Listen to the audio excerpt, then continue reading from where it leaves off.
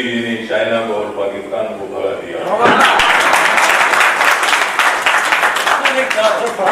बाबा शुक्ला को मैंने आरबीआई के काम में लगा दिया है।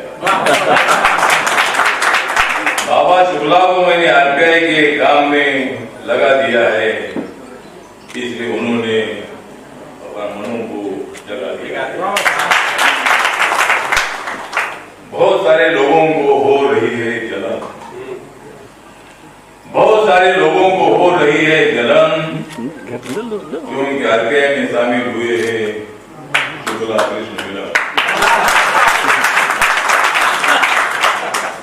तो आज जो यहाँ ब्राह्मण एकता मंच चैरिटेबल ट्रस्ट, परमार्थ ट्रस्ट,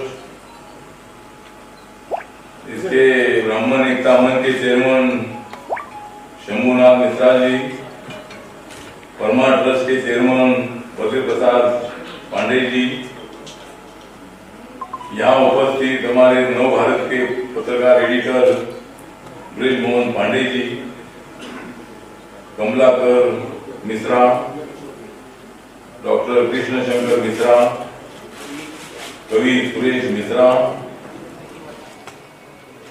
केजी शुक्ला, सूत्र संचालन करने वाले हमारे प्रेम कुमार पांडे, अशोक पांडे, राजेंद्र पांडे, हमारे आरपीआई के नेता संजय भिड़े, अनिल शुक्ला और कई हमारे समाज के आईएएस अधिकारी, आईआरएस अधिकारी और अलग अलग क्षेत्र में काम करने वाले ब्राह्मण समाज के जो मुंबई में रहने वाले, क्योंकि जो उत्तर प्रदेश से है और भी कई राज्य से हो गए, तो कई सालों से आप लोग मुंबई में रहते हैं।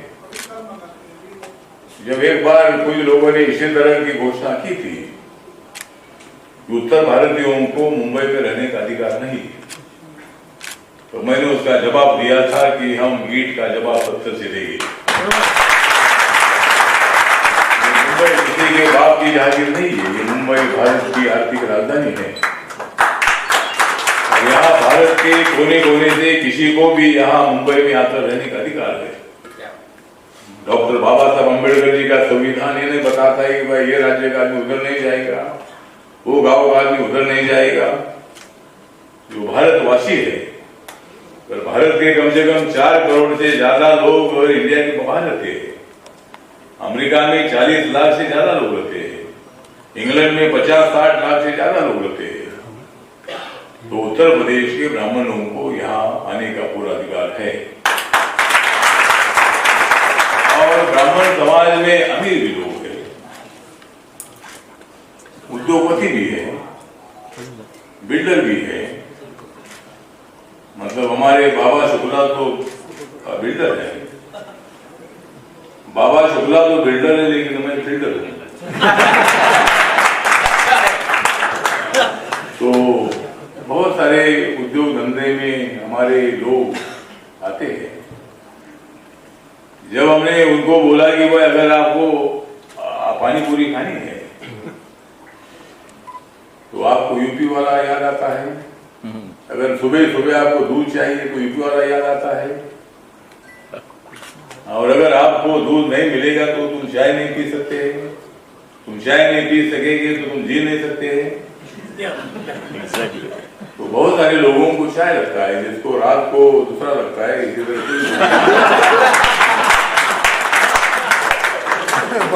तो इसी तरह मतलब सभी लोग काम धंधे से लोग इधर आते हैं। पहले मिल में काम करने के लिए यूपी के बहुत सारे लोग इधर आए। हमारी जो शुगर फैक्ट्री जो है, खानसरी है, शुगर फैक्ट्री है, गुड़ की फैक्ट्री है, इसमें काम करने के लिए यूपी के लोग इधर आए।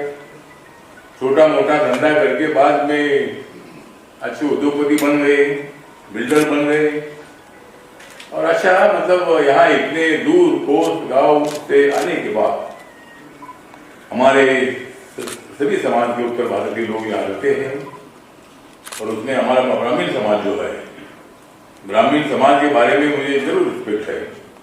डॉक्टर बाबा साहब अम्बेडकर जी ने भी ब्राह्मण समाज के बारे में अच्छी बात की थी। बाबा साहब अम्बेडकर जी ने जाति व्यवस्था तो बाद में आई और मूल जो हिंदू धर्म है, इस मूल हिंदू धर्म में जाति व्यवस्था मतलब जाति व्यवस्था थी लेकिन अनटचेबिलिटी नहीं थी। लेकिन बाद में समाज ये जो हमारे चातुर्वर्ण थे, ब्राह्मण, क्षत्रिय, वैश्य और शूद्र, ये जो वर्ण थे ये वर्ण काम पर आधारित थे। लेकिन बाद में ये वर्ण जन्म पर आधारित हो गई, इसीलिए समाज में विषमता फैल गई, जाति व्यवस्था फैल गई।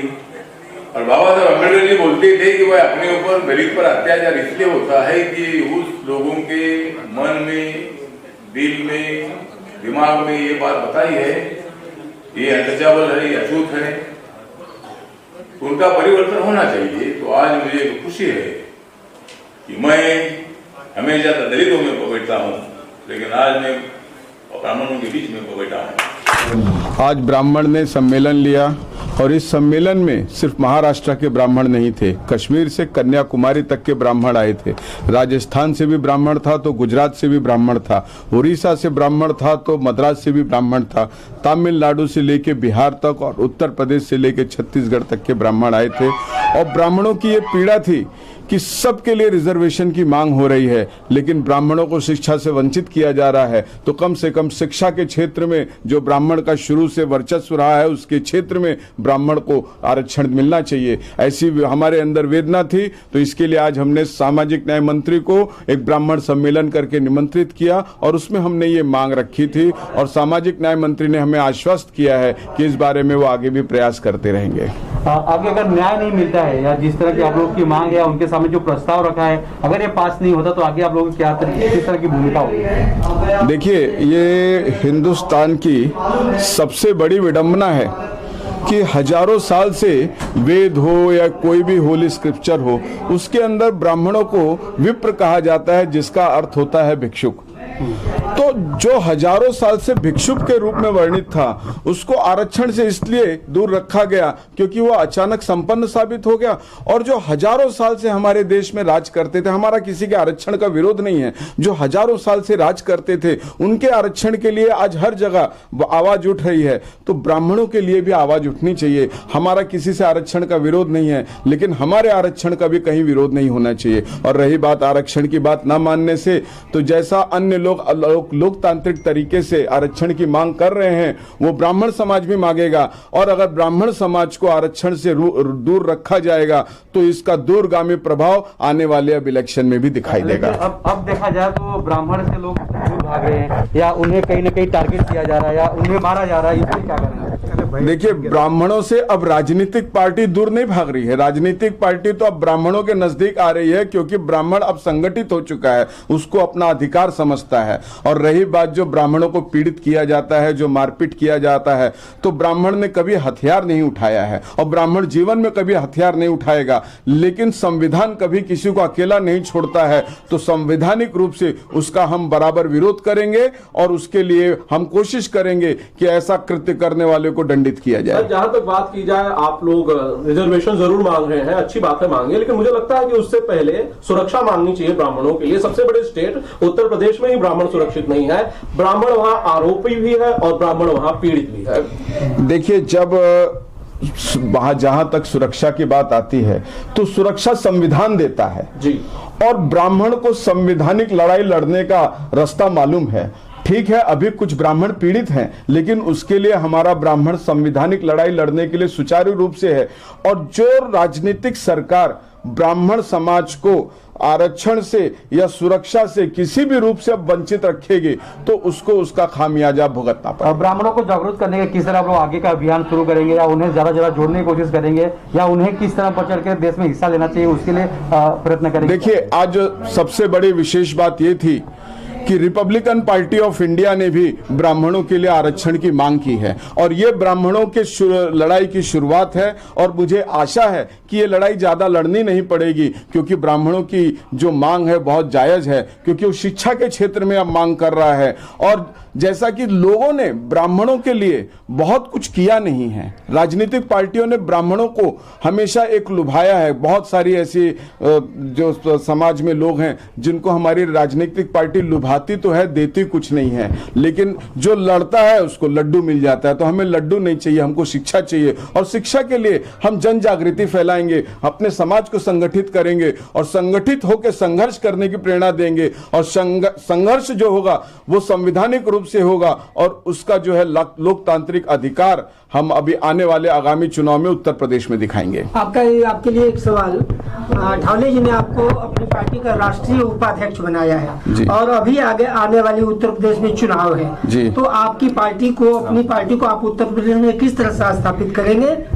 देखिए, आगामी चुनाव में Republican party of India Bhajpa के साथ गठबंधन होने के आसार हैं। हमारी बातें चल रही हैं और हमारी पार्टी इस समय ब्राह्मणों को भी वर्चस्व रूप से स्थान देगी। और अगर हमारी पार्टी, देखिए मैं बहुत खुली बात करता हूं, राजनीतिक दांव पेच में हो सकता है हम ज्यादा विजय नहीं प्राप्त करें, लेकिन हम लड़ाई नहीं छोड़ेंगे। हम रिपब्लिकन पार्टी ऑफ इंडिया के जो मंत्री हैं, अध्यक्ष हैं, वो अब पार्लियामेंट में भी, राज्यसभा में भी और लोकसभा में भी आवाज उठाएंगे कि ब्राह्मणों के लिए आरक्षण दिया जाए।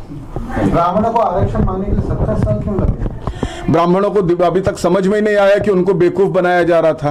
अब ब्राह्मण जागृत हुआ है, वरना ब्राह्मणों को तो कहा जाता था कि आप महाराज हैं, और महाराज के साथ तो ऐसी परिस्थिति आ गई कि अब उनका विज्ञान भी छीन लिया गया है। तो इतना दूर समय लगा है, ठीक है, देर आए दुरुस्त है। आज पूरे हिंदुस्तान में 28 सालों से कार्यरत है। हिंदुस्तान के 12 राज्यों में 160 जिलों में संस्था काम कर रही है। संस्था का प्रोग्राम हो, इस पर कृष्ण शुक्ला जी ने कहा। आरपीआई के अध्यक्ष रामदास अठौले जी एक बार लोकसभा में ब्राह्मणों के आरक्षण के लिए बात किए थे।